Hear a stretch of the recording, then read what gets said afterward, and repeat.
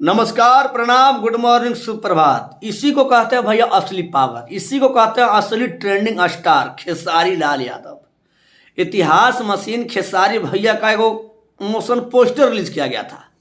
वो poster trending में चला गया, उसके बाद भैया प्राइवेट कर दिया गया। अब प्राइवेट करने के बावजूद भी खेसारी लाल यादव का वो गाना जब पब्लिश किया गया, मोशन पोस्टर झगड़ा 2.0 सॉन्ग का, अभी भी ट्रेंडिंग में ट्रेंड कर रहा है 12 नंबर।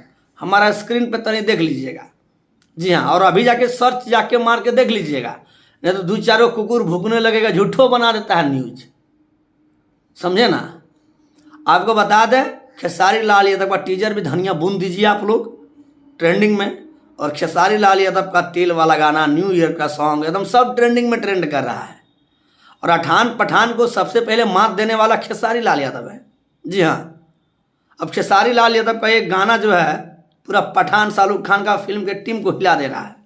समझे ना। उसके बाद जब उसको कमजोर कर दे रहा है खेसारी लाल यादव ट्रेंडिंग से हटा करके, तब दूसरे स्टार लोग ट्रेंडिंग के मामले में तनी ऊपर हो जा रहे हैं, तो सोच रहे महान काम कर रहे हैं।